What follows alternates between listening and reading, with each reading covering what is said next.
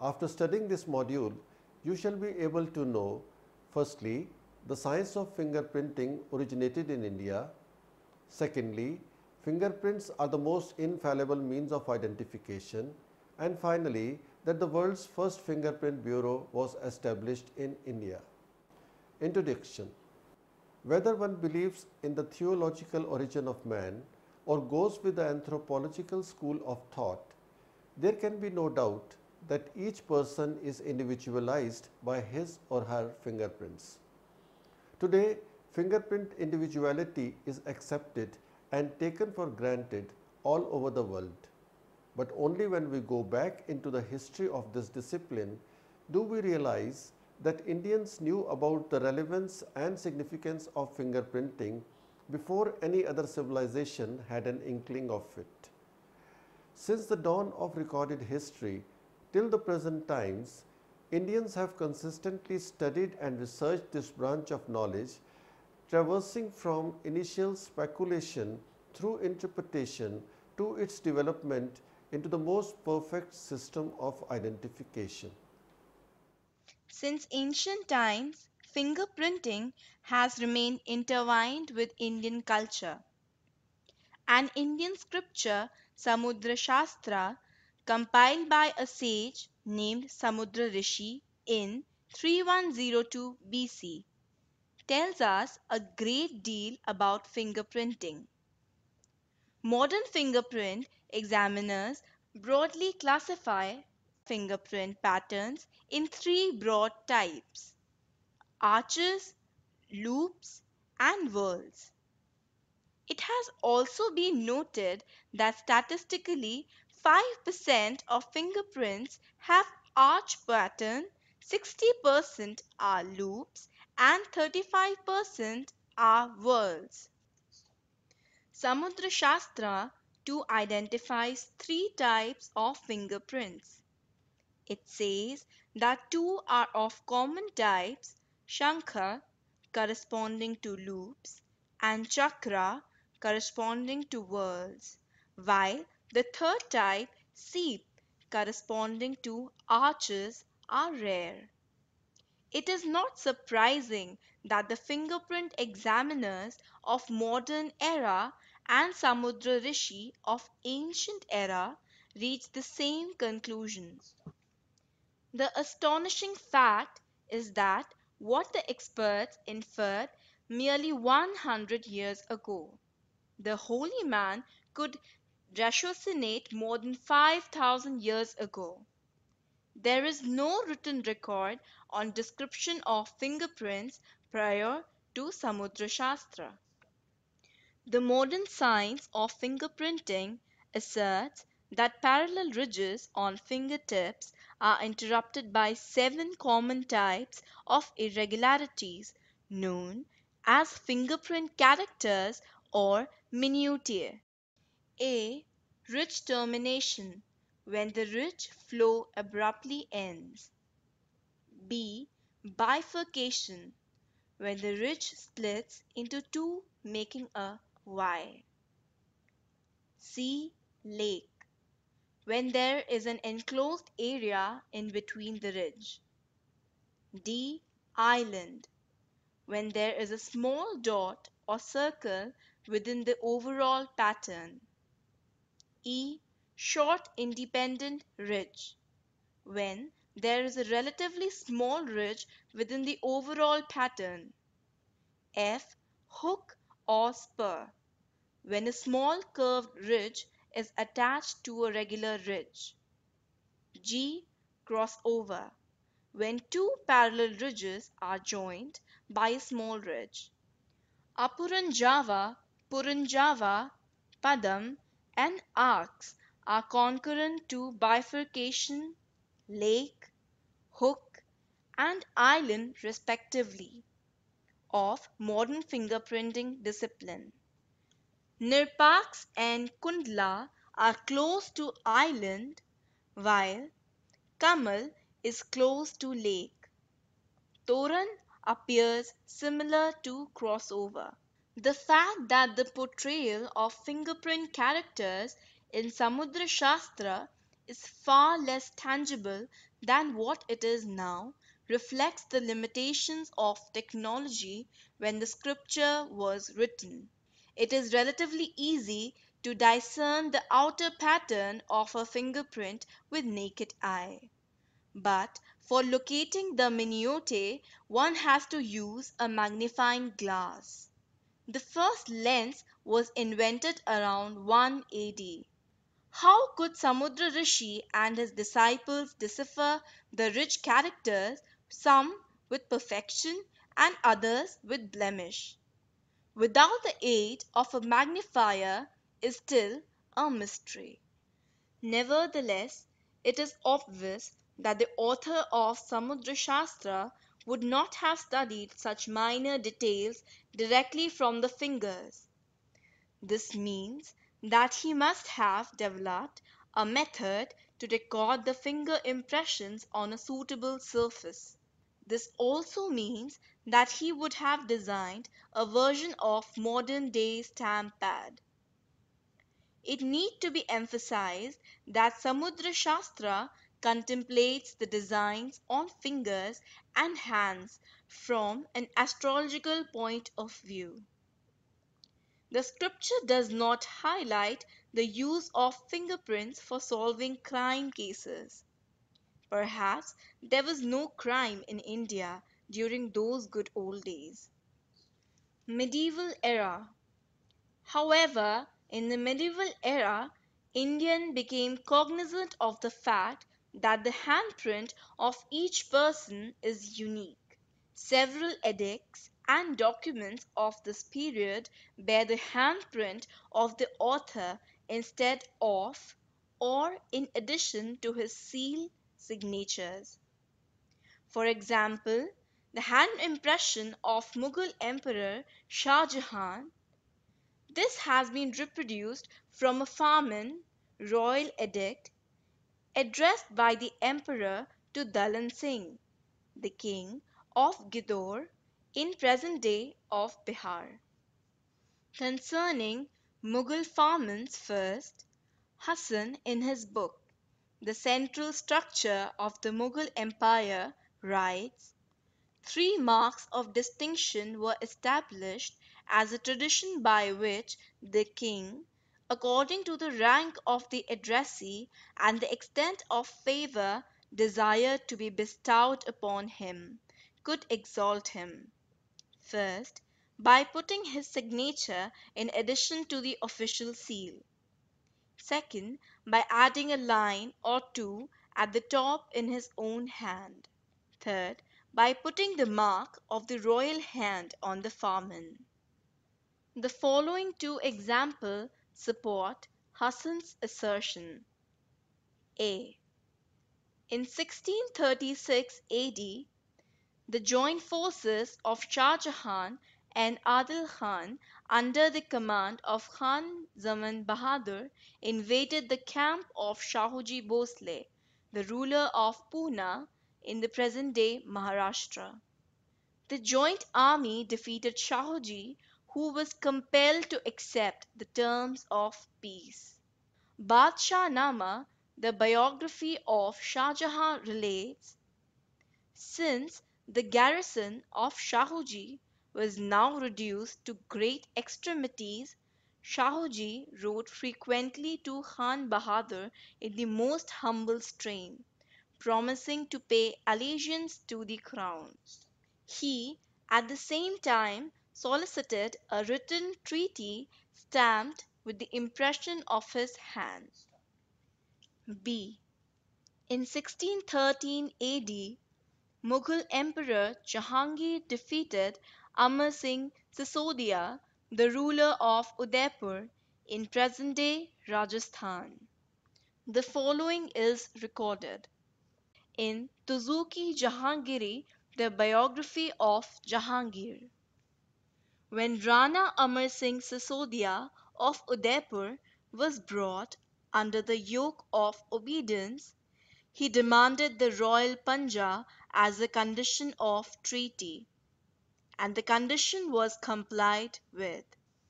Rulers other than those belonging to the Mughal dynasty were also aware of the importance of handprints, fingerprints. We once again refer to the handprint bearing treaty which Shahuji Bhosle solicited from Shah Jahan.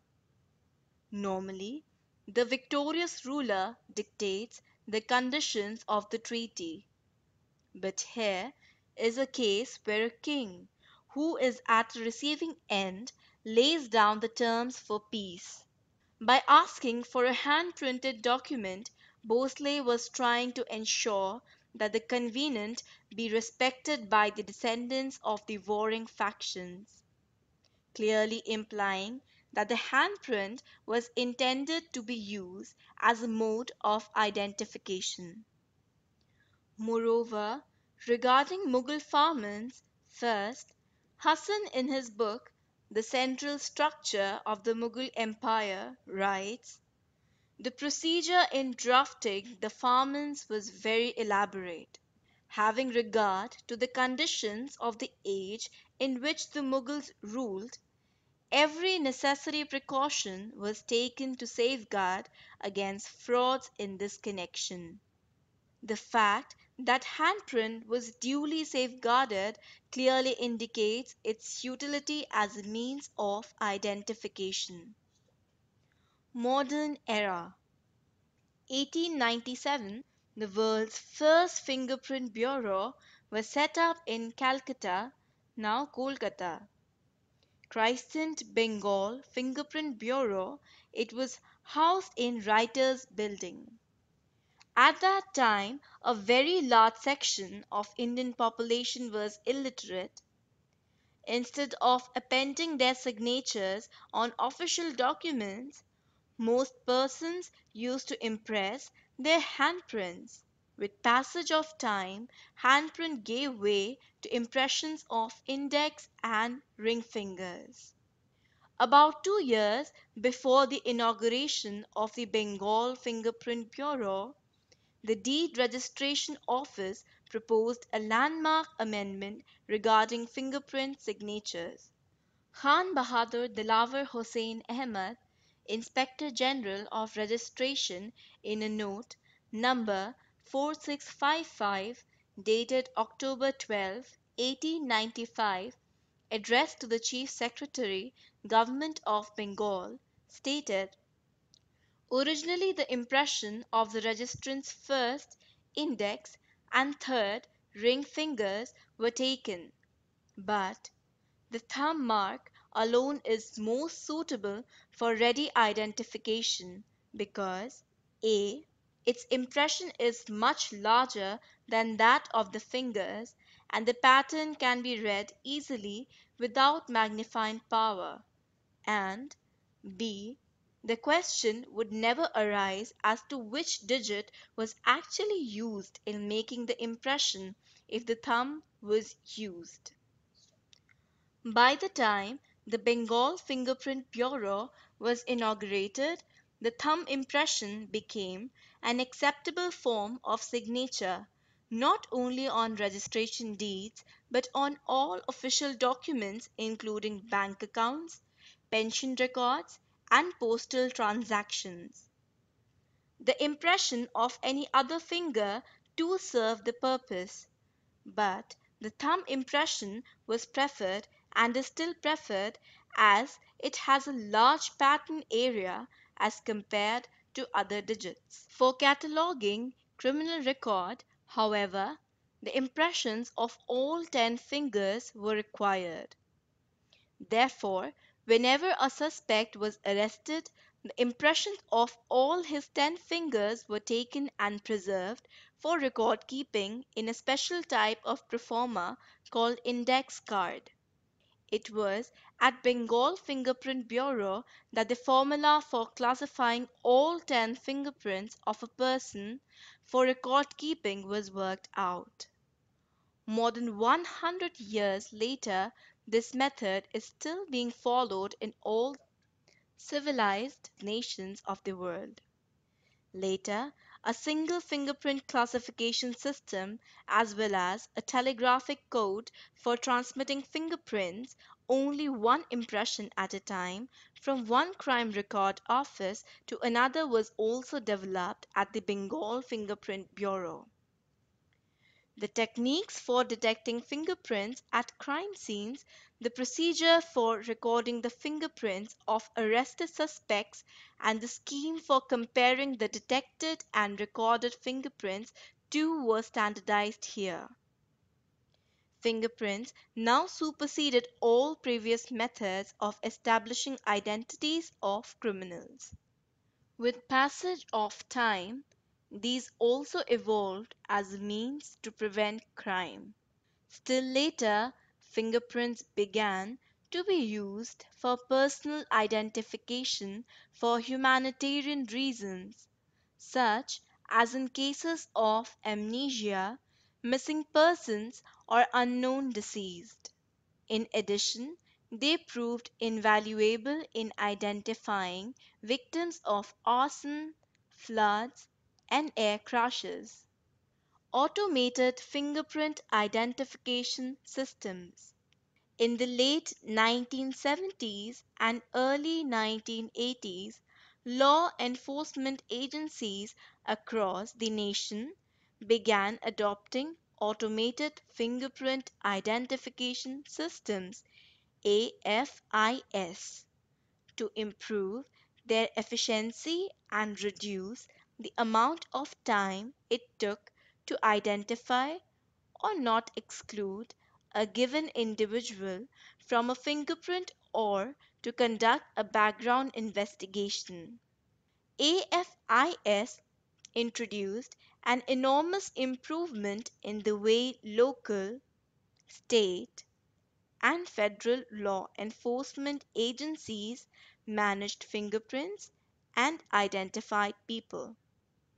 Before the use of AFIS, the fingerprint identification process involved numerous clerks and fingerprint examiners sifting through thousands of tediously classified and catalogued paper fingerprint cards, while dealing with delays and challenges caused by the realities of exchanging information with other agencies by mail, fax, or other means. With AFIS, fingerprint examiners use computer workstation to mark the features of a scanned fingerprint image, example, ridge endings, bifurcations, encode the resulting data in a machine readable format, and then search for similar fingerprints in an associate database of known fingerprints and records. AFIS searches are fast and they often allow examiners to search across a larger pool of candidates. Although challenging cases can be time consuming depending on the size of the database being searched and the system's workload, AFIS often can return results to the examiner within minutes. Automated fingerprint identification is the process of automatically matching one or many unknown fingerprints against a database of known and unknown prints.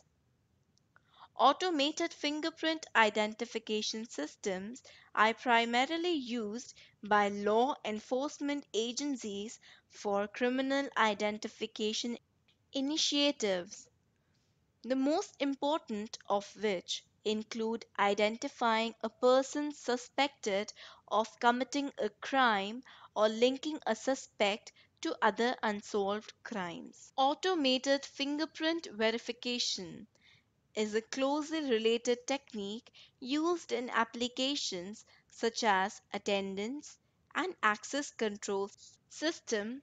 On a technical level, verification systems verify a claimed identity.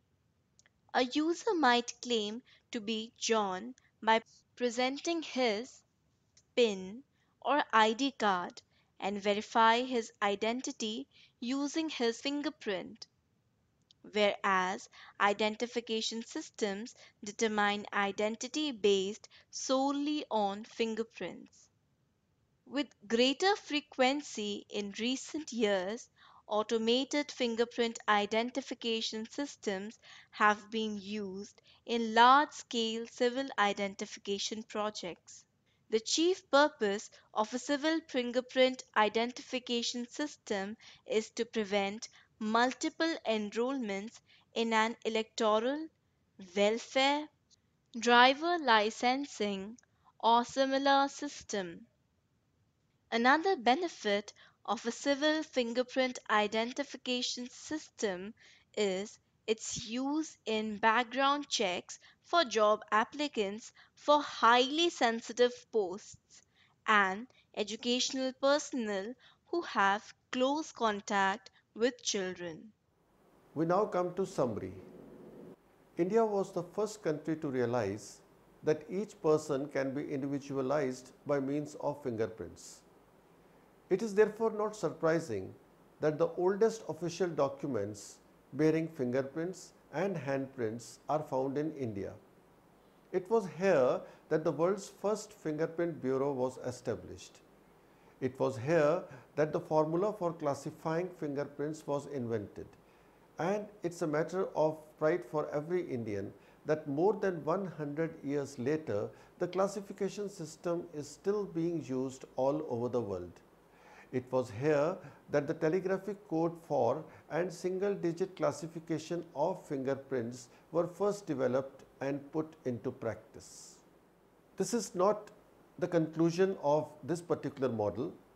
We have to go further, and in future models we will tell you that it were the Indians who devised a fingerprint classification system. This system is named as the Henry's method of fingerprint classification. The purpose of this system is that if a person commits a crime at one place and then goes to another city to commit crime, his fingerprints can still be matched because they can be catalogued in a particular mathematical manner. This manner in which the fingerprints can be classified, as I said, is named as Henry's method of fingerprint classification. Henry, or to be more precise, Sir Edward Richard Henry, was Inspector General of Police in Bengal. He had two subordinates, Azizul Haq and Hemchandra Bose. Both of them were sub-inspectors. It is alleged, and the archive research also proves so, that the fingerprint classification system was actually devised by Haq and Bose. But since they were junior officers and since we were under English rule at that time, Henry took away the sheen and took away also the credit for this invention. There is sufficient proof to demonstrate that Haq and Bose were the actual inventors. We will talk about this in details because it was Bose who also devised the telegraphic system of transmitting the fingerprints from one bureau to another. Please appreciate, in those times there were no email or fax facilities, and therefore the fingerprints had to be transmitted telegraphically. It was not humanly possible to send all 10 fingerprints of a person.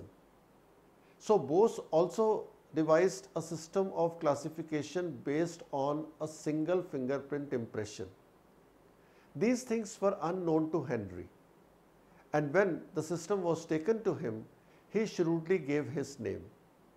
It is now high time that the colonial clouds have dispersed and we give credit to the original inventors, that is Azizul Haq and Hemchandra Bose. We are trying to propagate that the fingerprint classification system should be renamed. Rather than being called Henry's system of fingerprint classification, it should now be named as Henry, Haq and Bose system of fingerprint classification.